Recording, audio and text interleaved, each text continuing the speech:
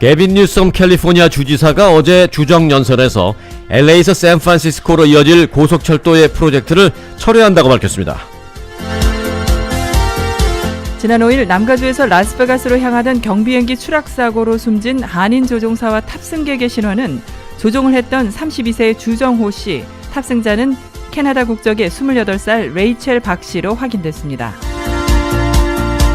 조종사 주정호 씨는 플로리다 항공학교에서 1년간 200시간 연수를 받은 후 올해 1월 항공면허를 취득한 뒤 캐나다에서 관광을 온 레이첼 박 씨를 태우고 라스베가스로 향하다 사고를 당했습니다. 그랜드 캐년에서 사진을 찍다 추락해 생사의 기로에서 투병하던 한국 대학생 박모 씨가 한 달 만에 의식을 찾은 것으로 알려졌습니다. 스스로 음식을 떠먹을 수 있을 정도인데 다음 주쯤 귀국해서 한국에서 치료를 받을 전망입니다. 한인으로서는 유일하게 연방의회에서 활약하고 있는 앤디 김 연방하원의원이 다음 주 LA를 방문해서 오는 22일 한인타운 더 뱅퀴트 홀에서 후원의 밤을 갖습니다. 세리토스 컬리지가 로컬 지역 출신 학생들에게 2년간의 학비를 전액 면제해주기로 했습니다. ABC 교육구를 비롯해 벨플라워, 다우니, 리누드, 노럭 라미라다, 파라마운트 교육구 내 고등학교 출신이 해당됩니다. 왕년의 프로농구 스타 셰킬 오닐이 다운타운 스테이플스 센터 맞은편 라이브 쇼핑거리에 셰킬스 레스토랑을 오픈했습니다.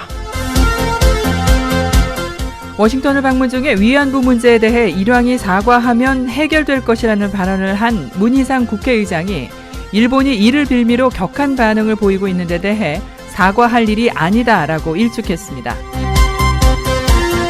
5.18 망언을 한 김진태 의원 등 3명 의원에 대한 자유한국당의 징계위원회가 열렸지만 결론을 내지 못했습니다.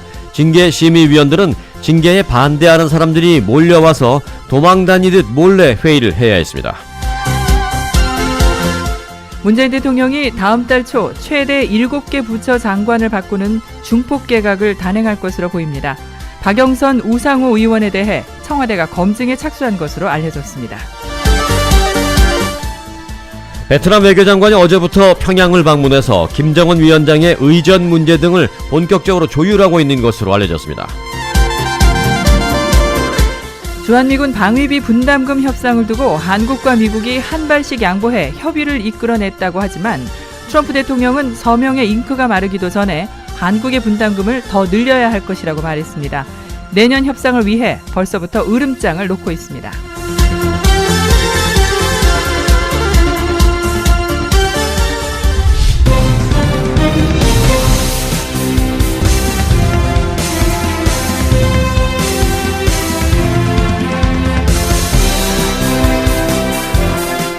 여러분 안녕하십니까, 송봉훈입니다. 안녕하십니까, 승기선입니다. 2019년 2월 13일 수요일 위코리아 뉴스쇼입니다. Let's be real. The current project as planned would cost too much and respectfully take too long. 네, 게빈 뉴섬 주지사의 목소리입니다. 첫 번째 말한 부분 살짝 좀 미스하셨죠? Let's be real 그랬습니다. 뭔가 좀 현실적이 되자라고 첫 운을 뗀 거죠. Let's be real. The current project as planned would cost too much and respectfully take too long. 지금 무언가 예정되어 있던 프로젝트가 돈도 너무 많이 들고 생각보다 시간도 너무 많이 들고 있다라면서 부정적인 표현을 하고 있습니다. Diego, let alone from San Francisco to LA. I wish there were. However, we do have the capacity to complete. However 하면서 코드숨까지 비웃음까지 쳤습니다. 게빈 뉴섬 캘리포니아 주지사가 LA에서 샌프란시스코까지 이어질 것으로 예정됐던 고속철도 사업 프로젝트를 사실상 철회한다라고 어제 밝혔습니다. California. Instead, that high-speed rail project will link the Central Valley communities of Merced and Bakersfield. 오히려 그리고 중가주 쪽으로 본격적으로 투자를 하겠다라는 중가주 개발 계획을 밝히기도 했습니다. I know you're out there that just want to throw away this whole project, sort of give up on this whole endeavor. I just offer you this. Abandoning the high-speed rail entirely means we will have wasted billions and billions of dollars with nothing but broken promises, partially fulfilled commitments, and lawsuits to show for it. 네, 그 프로젝트에 대해서 너무 비효율적이고 돈도 상상 이상으로 들어가고 또 소송도 많이 걸릴 것이고 약속을 깨므로 인해서 발생하는 여러 가지 문제도 있겠다고 하면서 이제 비웃음까지도 쳤는데요. 개빈 뉴섬 주지사는 어제 세크라멘토에서 열린 취임 첫 주정연설, 대통령이 하면 국정연설, 주지사가 하면 주정연설, LA 시의회에서 시장이 새 연설을 하면 시정연설이 됩니다. 주지사이기 때문에 어제 있었던 주정연설에서 현실적으로 문제를 바라볼 필요가 있다. 비용이 지나치게 많이 투입될 것이고 완성하는 데 시간도 너무 많이 걸린다 라면서 캘리포니아주 남북을 관통하는 고속철도 프로젝트 사업이 어렵게 됐다라고 밝혔습니다. 야심차게 출범했던 프로젝트가 10년 이상 지지부진하던 끝에 결국 취소된 셈입니다.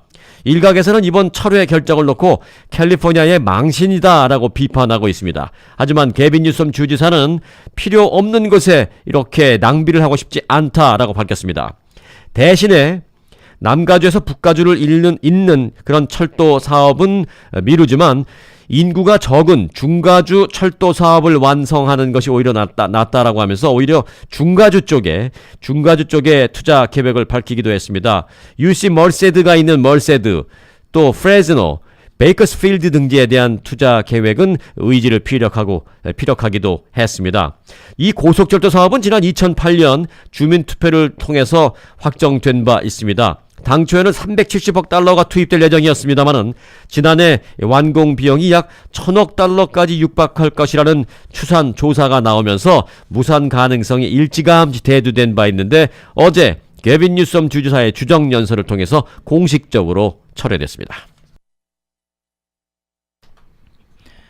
한인으로서는 유일하게 연방의회에서 활약하고 있는 뉴저지 3지구의 앤디 킴 연방 하원 의원이 다음 주 LA를 방문합니다. 한인민주당협회는 앤디 김 의원이 지난해 11월 선거 당선 이후 처음으로 LA 한인사회를 방문한다면서 이에 맞춰 김 의원 재선을 위한 후원의 밤 행사를 오는 22일 오후 6시 30분부터 LA 한인타운 607 사우스 웨스턴에 위치한 더 뱅퀴트 홀에서 개최한다고 밝혔습니다.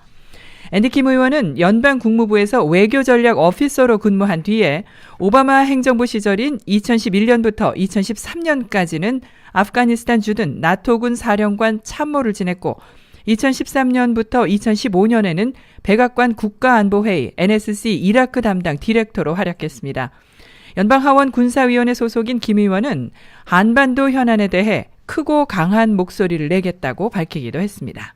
Witnesses have told his team that shortly after Ying took off, he was by himself in his plane, the engine stopped. There was no noise whatsoever.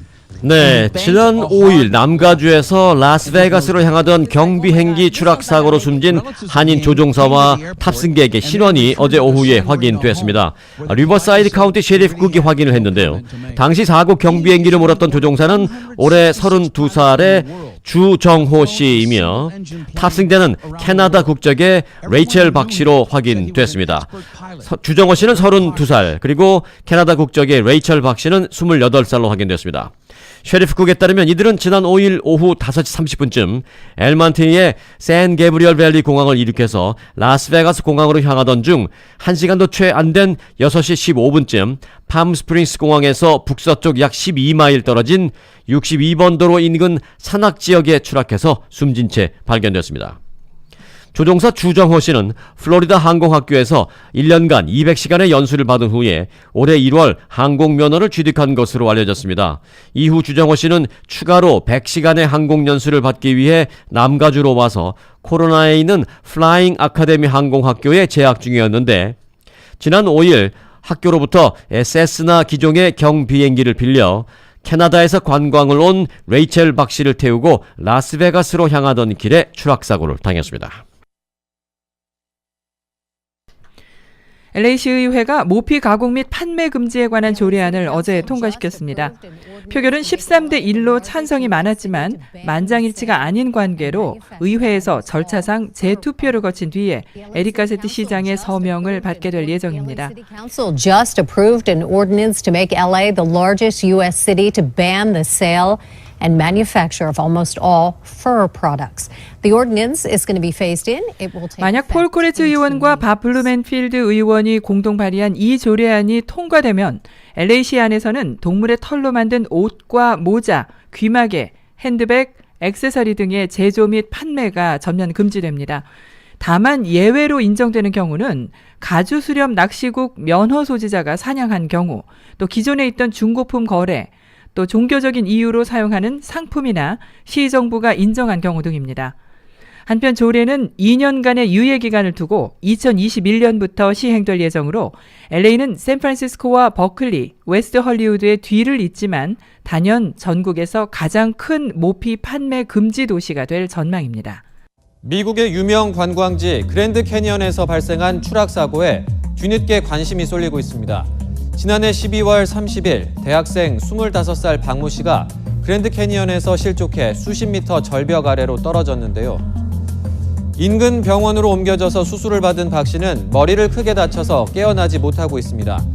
박 씨의 가족이 현지에서 간호를 하고 있는데 네, 지난달 30일 추락 사고가 있었으니까 지금부터 약 한 달 반 정도 전에 있었던 사고죠. 다들 아시는 사고죠. 그랜드 캐니언 관광을 나섰던 유학생 박모 씨가 사진을 찍으려고 막 이쪽 저쪽 좀 위험한 곳을 다니다가 거기서 추락해서 저 낭떠러지 밑으로 떨어졌습니다. 박 씨를 데려오고 싶지만 국내 이송에도 2억 원이 든다고 합니다. 뿐만 아니라 여행사와 책임 공방 문제도 발목을 잡고 있는데요. 당시 패키지 여행을 갔었기 때문에 박 씨의 가족들은 패키지 여행을 주선했던 여행사가 책임이 있다라는 주장을 하고 있기도 하고, 또 여행사 쪽에서는 자유시간이었다라는 얘기, 또 자유시간이었다 하더라도 가지 말라는 곳은 가지 말았어야 되는데 본인이 책임을 져야 한다라고 현재 공방전을 벌이고 있는 상황입니다.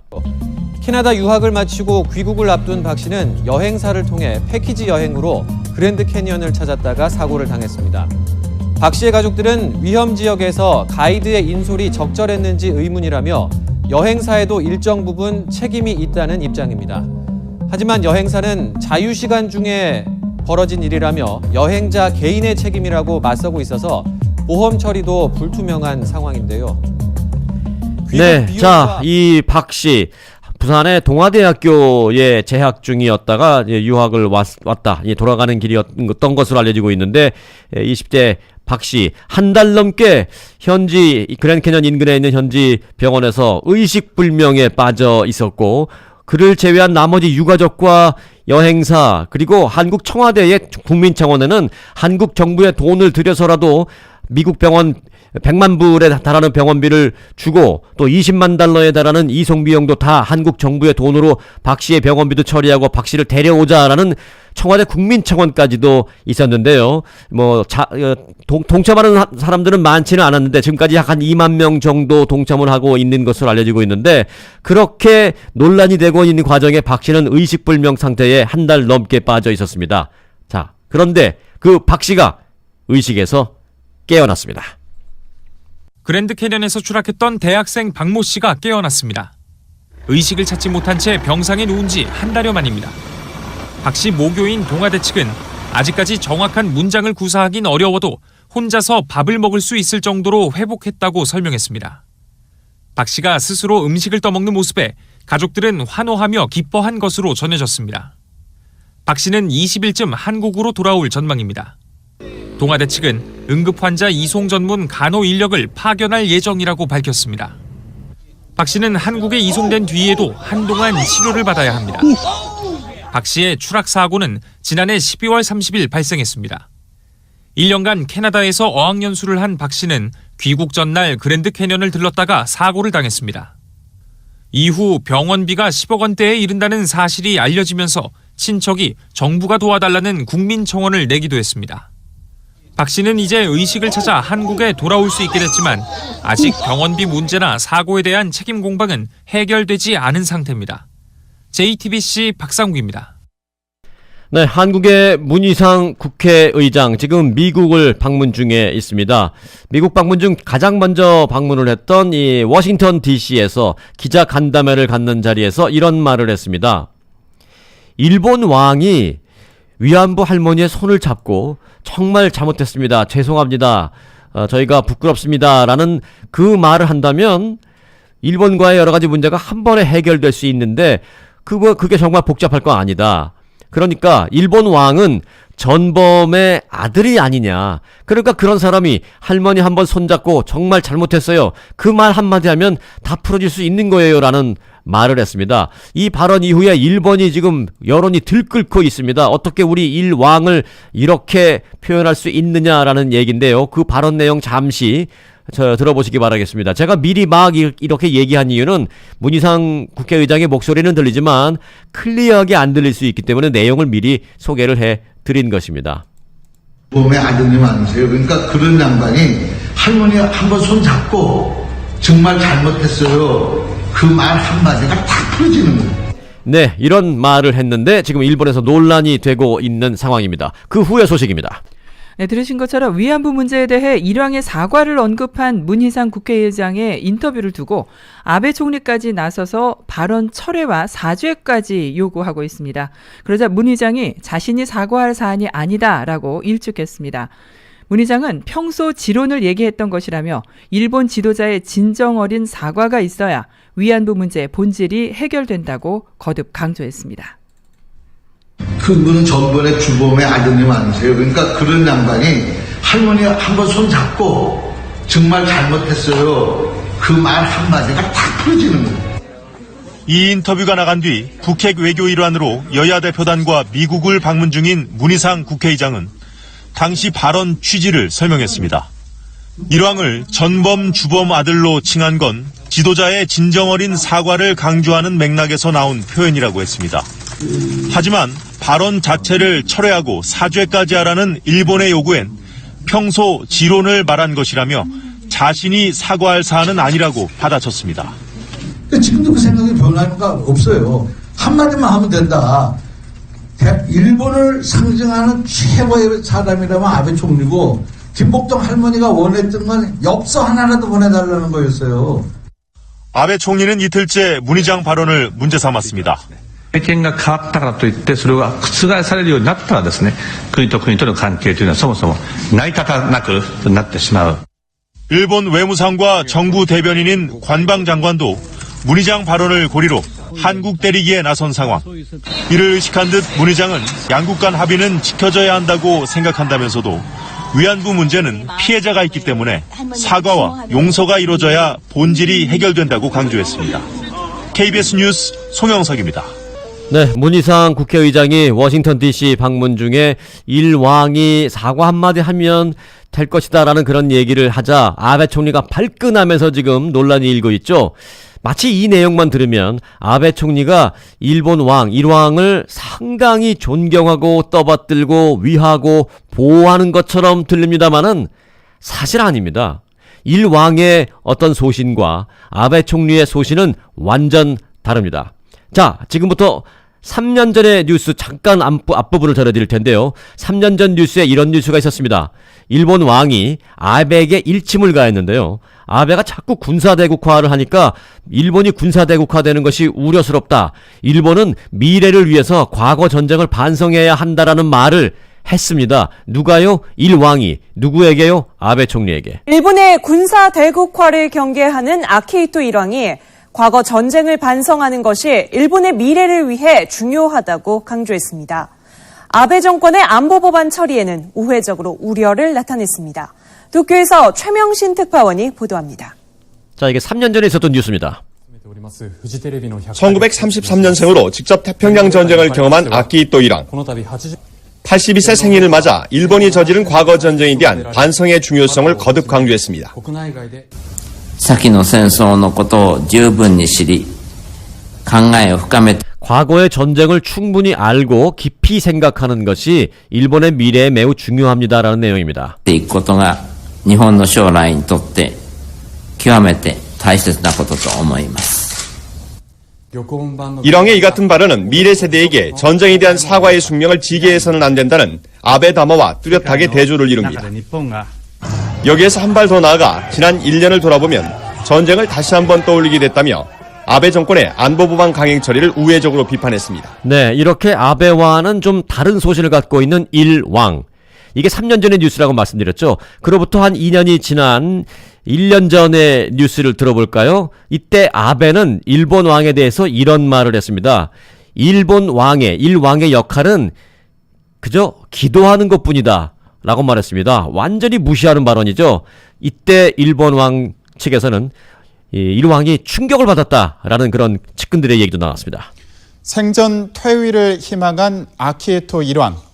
평화헌법 취지와 전쟁 사과 등 아베 총리와는 결이 다른 행보를 보여왔습니다.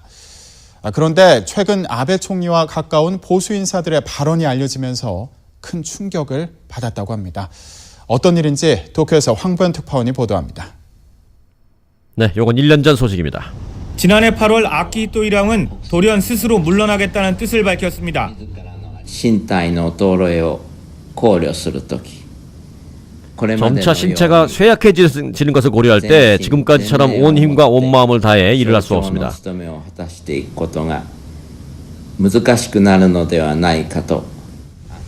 잇따른 해외 순방과 동일본 대지진 피해지 방문 등 활발하게 활동했지만 몸이 쇠약해져 더 이상 공무를 볼 수 없게 됐다는 게 이유였습니다.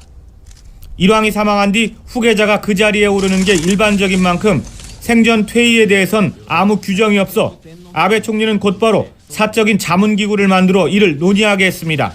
자문위원들은 대부분 아베 총리와 가까운 보수 인사들. 그런데 논의 과정에서 일왕은 제사에서 기도하는 데 의미가 있을 뿐 그것 말고 무슨 역할이 있는가라는 발언이 있었던 것으로 전해졌습니다. 자, 이게 중요하죠. 아베 총리 측근들이 한 얘기입니다. 일왕은 제사에서 기도하는 데 의미가 있을 뿐 그 외에 무슨 역할이 있느냐. 거의 일왕은 필요 없다는 식으로 무시하는 발언을 했습니다. 불과 1년 전에 아베 측근들이 다 이런 말을 했습니다. 일왕은 이 때문에 충격을 받았다라고 합니다. 그렇게 대무시한 대자는 뭐 다른 걸로 바꿔도 됩니다. 대무시한 아베 총리가 일왕을 그렇게 무시한 아베 총리가 이번에는 문희상 국회의장의 얘기를 듣거든요. 갑자기 아베 총리를 위하는 듯 보호하는 듯 떠받드는 듯 존경하는 듯 이렇게 나서고 있는 것 참으로 아이러니합니다.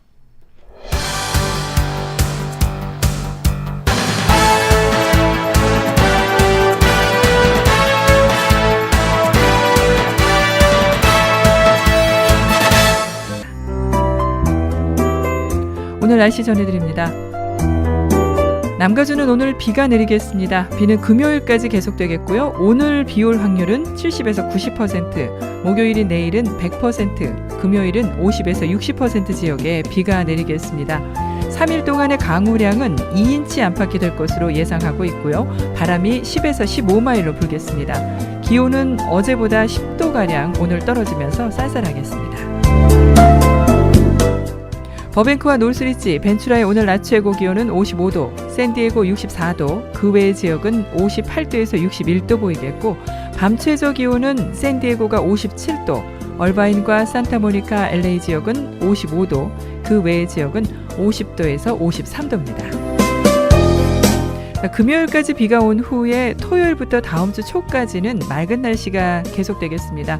당분간 기온은 50도 중반에서 60도 사이를 오르내리겠습니다. LA의 오늘 낮 최고 기온은 58도, 목요일 63도, 금요일 58도입니다. 지금까지 날씨였습니다.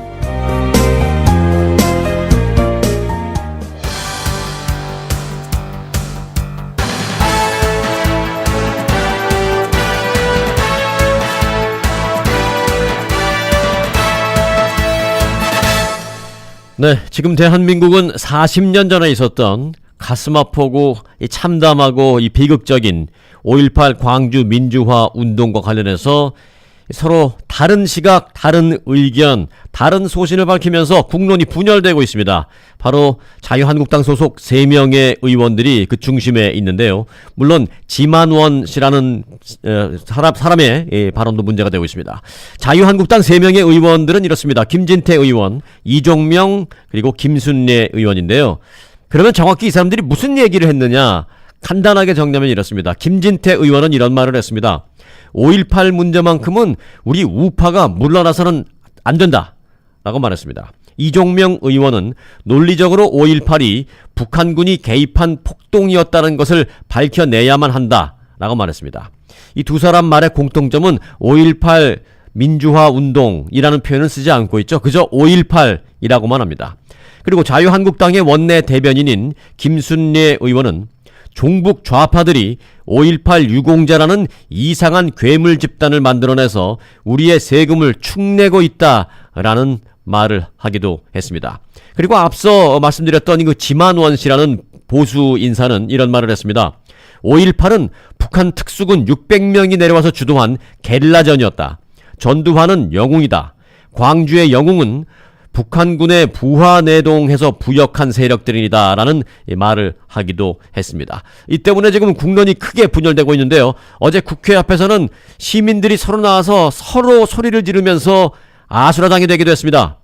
불가능을 해주면은 그게 바로 나라가 망친 거다 이거요. 야 또라이! 일시적으로는 망할 수 있지만 일시적으로는 이길 수 있지만 그게 영원히 이기면은 그게 바로 나라가 망친 거다. 일반 시민들이 이렇습니다. 누가 너 또라이. 또라이는 네가 또라이다. 분명히 꺼져라. 해결하라. 여러분, 대한민국에 저런 빨갱이들 아무것도 모르는 그야말로 난 놓고 대비 또라이. 난 놓고 제 격자라고 알려줘도 모르는 애들이 바로 대한민국 더불어민주당 측 사람들이고 대한민국 빨갱이 새끼들이고 대한민국에서 김진태 의원을 5.18 투쟁위에서 배제하자는 놈들입니다. 그걸 여러분들이 아셔야 한다 이겁니다. 저희들은 뭐 빨갱이다 또라이다 뭐 이런 욕설 그 이상의 욕설까지도 나오고 일반 시민들이 이러고 지금 서울시 곳곳에서 대립하고 있습니다.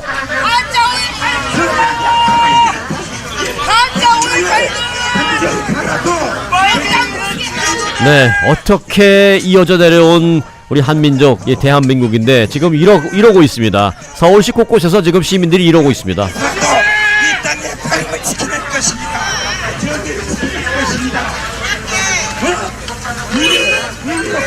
자, 그러면 그 논란이 됐던 3명의 국회의원들이 소속되어 있는 자유한국당 일부에서 강력하게 자유한국당에서 제명하라 뭐 이런 얘기가 지금 있는데요. 자유한국당 내에 지금의 분위기는 어떤지 알아보겠습니다. 네, 5.18 망원 파문과 관련해 자유한국당의 김진태, 이종명, 김순례 세 의원을 징계를 다루는 자유한국당 윤리위원회가 오늘 아침 열렸습니다. 일부 윤리위원회는 새 의원을 모두 제명해야 한다고 강하게 요구한 것으로 확인됐습니다. 하지만 의견이 엇갈리면서 결정은 내일로 미뤄졌습니다. 한국당 윤리위원회는 아침부터 급박하게 움직였습니다. 당헌 당규에 따라 최고의 엄중한 처분을 내릴 것이라던 비상대책위원회의 말이 나온 지 하루 만입니다. 치열한 논의를 하지 않을까 싶습니다. 지금까지는 거의 만장일치였습니다.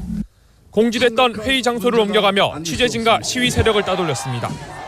회의에 참석한 한 윤리위원은 JTBC와 통화에서 일부 윤리위원이 제명시켜야 한다는 의견을 강하게 제기했지만 경론 끝에 내일 다시 만나기로 했다고 말했습니다. 징계는 경고부터 제명까지 총 4단계로 구분됩니다. 현재 당 내부에서 거론되는 가장 실질적인 징계 조치는 당원권 정지입니다. 최대 3년간 선거권과 피선거권 모두 박탈됩니다.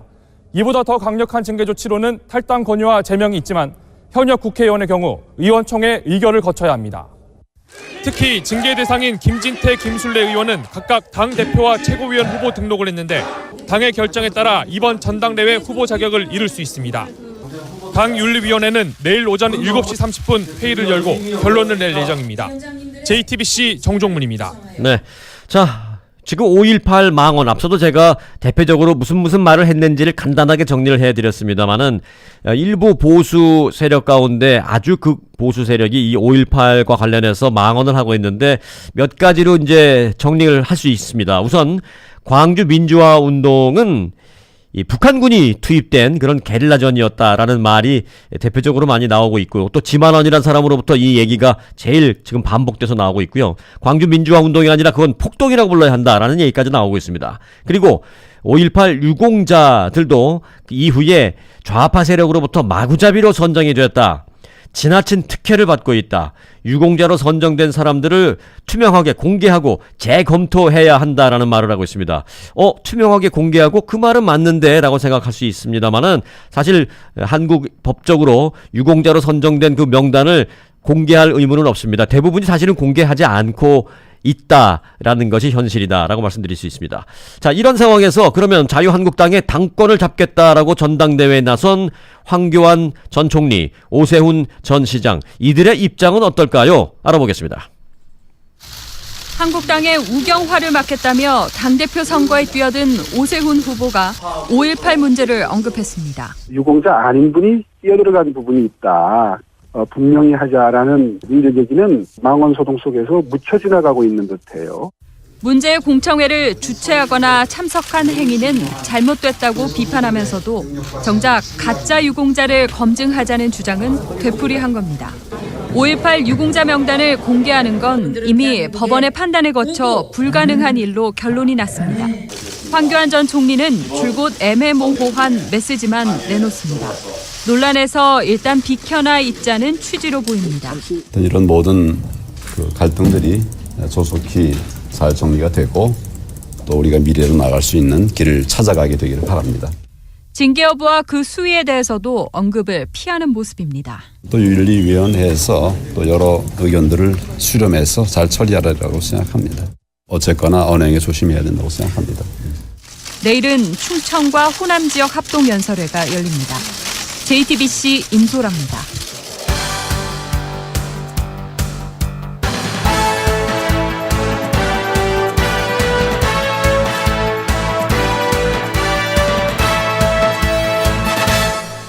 네, 양승태 사법농단 관련 소식으로 이어드립니다. 그동안 양승태 전 대법원장은 재판에 간섭하는 건 꿈도 꿀 수 없다라고 밝혀왔는데요. 검찰의 공소장에 드러난 사실은 양 전 대법원장의 말과는 많이 달랐습니다. 후배 판사의 판결이 잘못됐다면서 다시는 이런 판결이 나오지 않게 하라고 지시하기도 했습니다. 통합진보당 의원 지위 확인 소송과 관련해 의원직 상실 판단 권한은 사법부에 있다고 강조했던 양승태 전 대법원장. 하지만 서울행정법원에서 자신의 뜻과 다른 판결이 내려지자 어떻게 이런 판결이 있을 수 있냐며 강한 불만을 나타냈습니다. 더 나아가 잘못된 사례로 교재에 언급해 이 같은 판결이 다시 선고되지 못하도록 하라고 지시하기도 했습니다. 긴급조치 국가배상 인용 판결이 나왔을 땐 들이받는 판결이라면서 재판장 징계 검토까지 지시합니다. 정치적인 세력 등의 부당한 영향력이 침투할 틈이 조금이라도 허용되는 순간 어렵사리 이뤄낸 사법부 독립은 무너지고 퇴임식에서 사법부의 정치적 독립을 강조했던 양 전 대법원장. 하지만 정작 본인은 상고법원 도입을 위한 정부의 지지를 받기 위해 재판 거래에 나섭니다. 원세훈 전 국정원장에게 항소심에서 실형이 선고된 직후 양 전 대법원장은 대법원에서 곽병훈 청와대 법무비서관을 만났습니다. 이 자리에서 상고심에선 결론을 바꿀 수 있다면서 상고법원 추진을 도와달라고 합니다. 사실상 재판 거래 시도인데 결국 이 사건은 상고심에서 파기환송됐습니다. 법원뿐 아니라 헌법재판소에 대한 간섭도 직접 지시했습니다. 양 전 대법원장은 헌재를 은밀히 공격하는 작업도 해야 한다고 말하며 헌재 소장을 비난하는 기사의 초안을 법관에게 대필시킨 혐의도 공소장에 적혀 있습니다. KBS 뉴스 최현진입니다.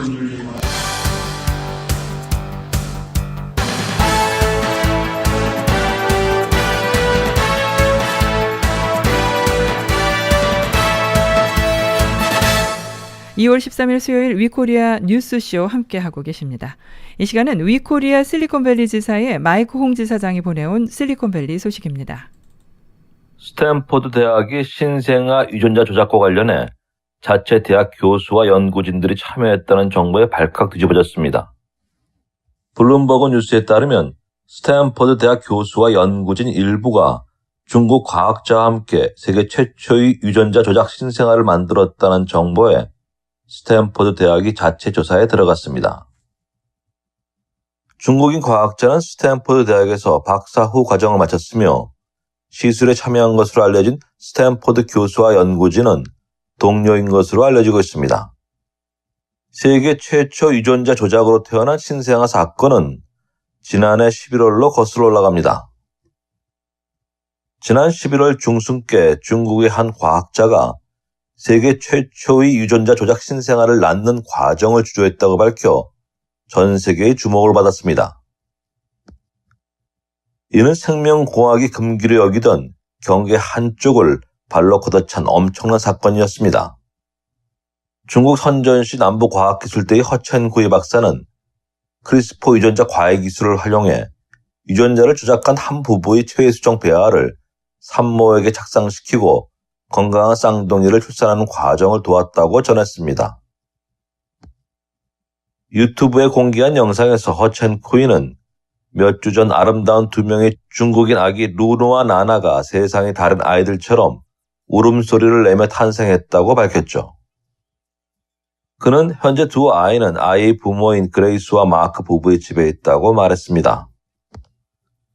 허 박사는 두 아이의 아빠인 마크가 후천성 면역 결핍 바이러스 즉 에이즈 양성 판정을 받았다라며 그레이스와 마크의 난자와 정자가 수정된 배아에 유전자 수술을 했다고 밝혔습니다. 허 박사와 그의 동료들은 아직 루루와 나나가 하나의 작은 세포였을 때 우리는 후천성 면역 결핍 바이러스가 사람들을 감염시키기 위해 통과해야 하는 문을 없앴다고 시술 결과를 소개하기도 했죠. 그러니까 에이즈 관련 바이러스를 유전자 과외를 이용해 잘라내는 태어날 아기는 에이즈에 걸리지 않도록 유전자를 교정한 겁니다. 에이즈 바이러스가 인체세포에 감염하려면 인체세포에 있는 CCR5라는 유전자가 중요한 역할을 합니다. 허첸쿠이 박사팀은 바로 이 CCR5 유전자를 유전자 과외를 이용해 없앤 겁니다. 이들의 설명을 보면 HIV와 천연두, 콜레라 등의 감염과 관련이 있는 CCR5 유전자를 배아 단계에서 제거했고 이렇게 조작한 배아를 엄마의 자궁에 착상시켰다는 것입니다. CCR5 유전자에 변이가 생기면 몇몇 바이러스에 감염되지 않는다는 것은 잘 알려진 사실입니다. 현재 과학계에서는 이를 활용한 다양한 방법이 연구 중입니다. 허 박사의 연구진은 그 과정을 설명하는 영상에서 면역학자들에 따르면 유럽 혈통을 가진 사람 중 약 1억 명이 자연적으로 이런 변이를 타거나 에이즈에 걸리지 않는다고 밝혔습니다. 이 연구를 놓고 엄청난 논란이 일고 있습니다. BBC에 따르면 영국의 런던 왕립대학의 명예교수인 로버트 위스턴은 허위 보도라면 이는 과학적 위법이며 매우 무책임한 행동이라면서 만약 사실이라도 역시 과학적 위법이라고 밝혔습니다. 킹스 칼리지 런던의 줄기세포 연구자인 두스코 일리치 역시 이걸 도덕적이라고 할 수 있다면 그들의 도덕에 대한 관념이 세상의 다른 사람들과는 매우 다른 것이라고 밝혔습니다. 체외 수정에서 아빠의 에이즈 바이러스가 아이로 이어질 가능성은 제로에 가깝습니다. 배아의 조작을 가하지 않더라도 아이의 건강에는 문제가 없었을 것이라는 점에서 윤리적 비판을 피하기는 힘들어 보입니다. 한편 스탠포드 대학의 대변인은 우리는 스탠포드와 관련해 우려를 표하면서 연관된 교수와 연구진의 상황에 대한 검토를 진행하고 있다고 밝혔습니다. 허첸쿠이 박사의 멘토인 스탠포드 대학 스티븐 퀘이크는 유전자 변형 분야의 개척자이며 동료 교수이자 생명윤리학자인 윌리엄 허톨트와 매튜 포르테우스는 허첸쿠이와 접촉한 것으로 알려지고 있습니다. 중국 당국은 허첸쿠이 발표 다음 날 유전자 편집 실험은 중국의 법과 윤리 규정을 심각하게 위한 것이라면서 실태 조사를 예고했는데 현재 허첸쿠이 박사의 행방이 묘연한 것으로 알려지고 있습니다. 실리콘밸리에서 마이콘이었습니다.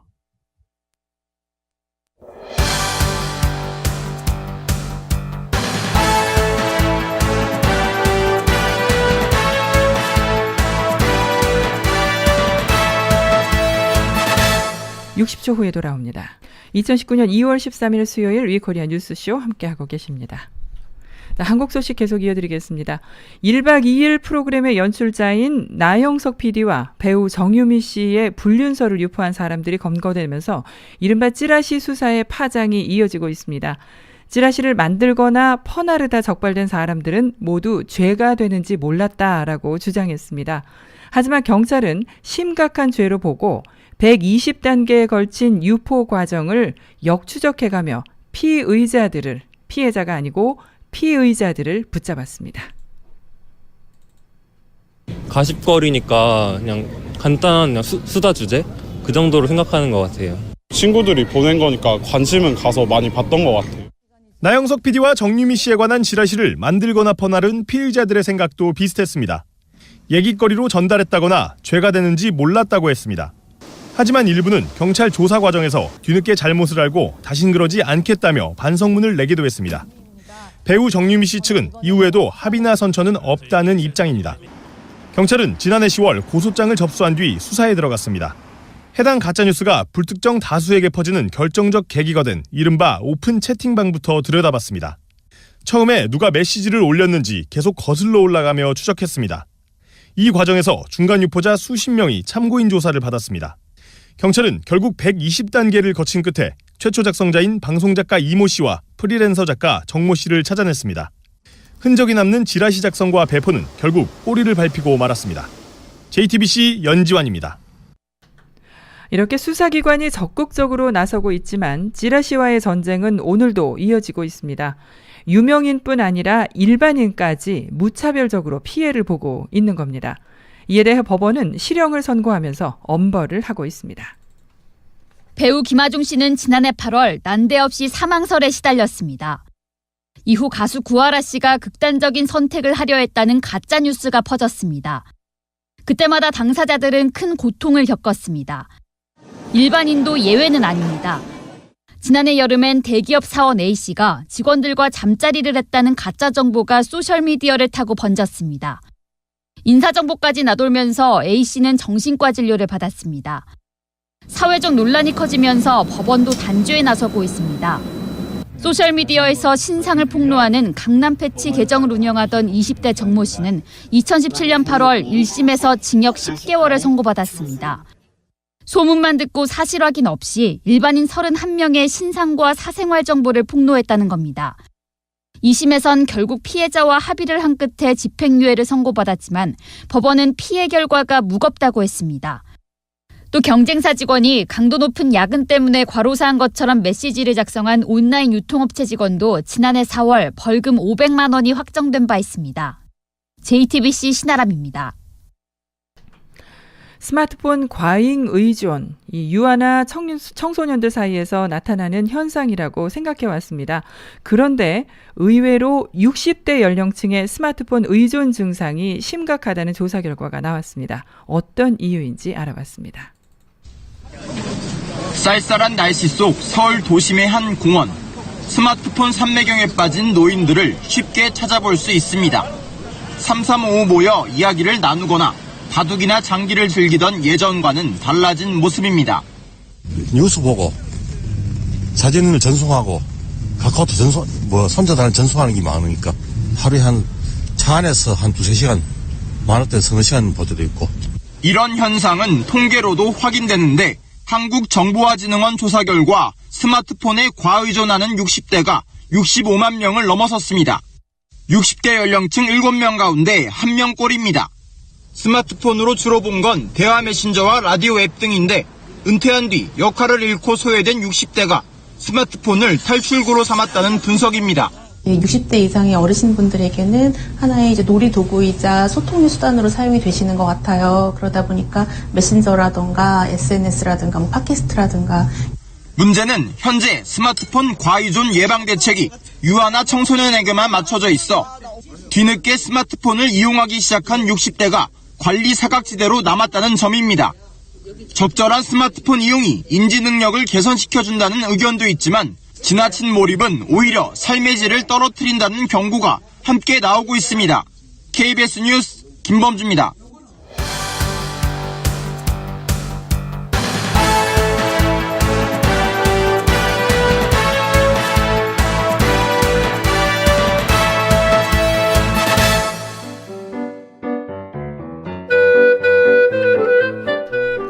이어서 LA 최고의 교육 전문가 데이지민의 교육 칼럼 보내드립니다.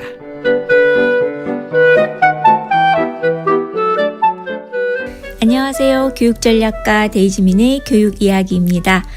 오늘은 왜 몇백 년이 지나도 세계의 많은 사람들이 그렇게 아이빌리그와 명문대에 진학을 하려고 하는지, 도대체 거기에는 무엇이 있길래 그토록 열망하고 갈망하는지 말씀을 좀 나누어 보도록 하겠습니다. 저는 대학 투어를 아주 자주 가는데요.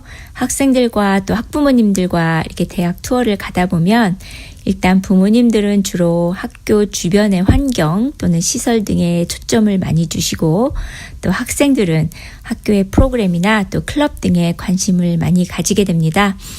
근데 저는 아이빌리그 투어를 이렇게 많이 하면서 학교마다 또 그리고 학생들이 가지고 있는 스타일들을 보게 됩니다.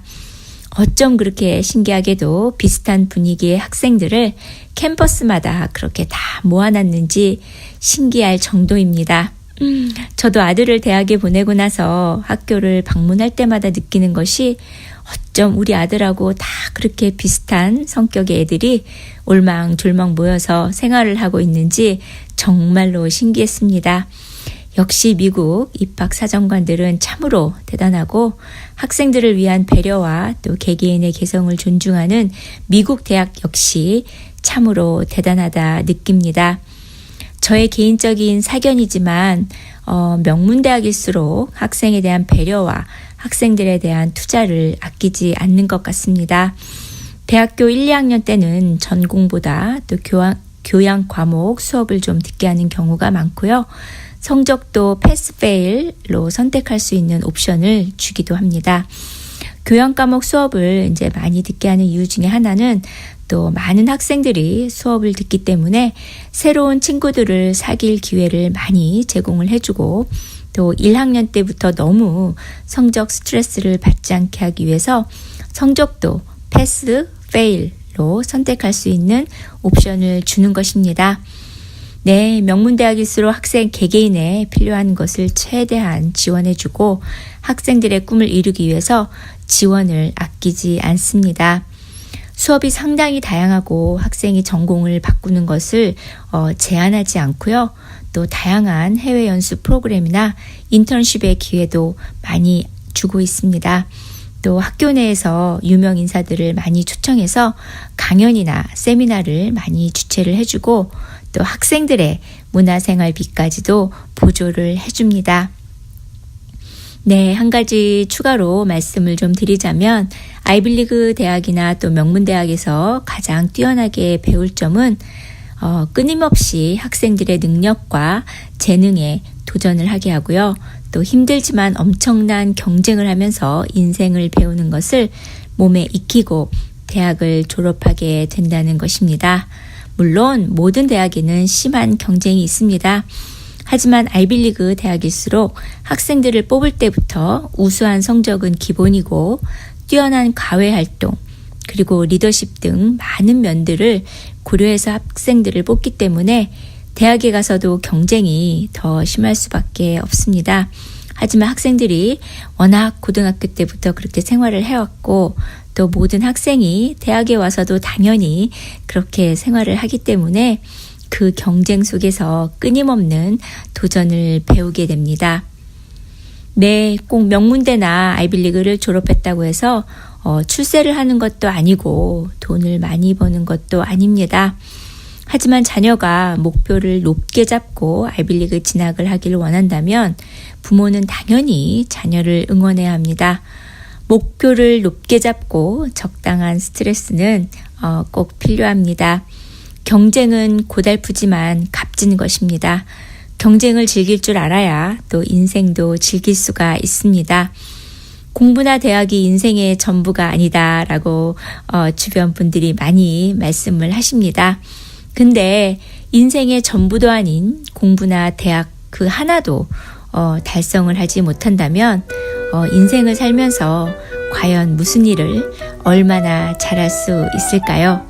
그 점도 한번 생각해 보시면 좋겠습니다. 감사합니다.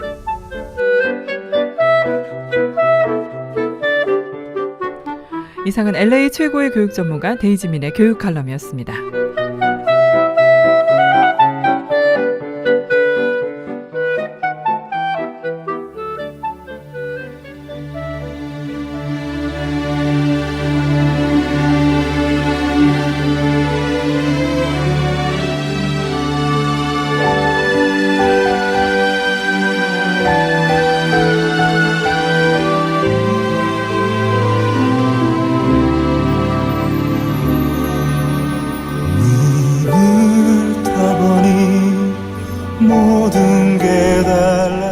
지금까지 진행의 승기선, 송봉후였습니다. 고맙습니다.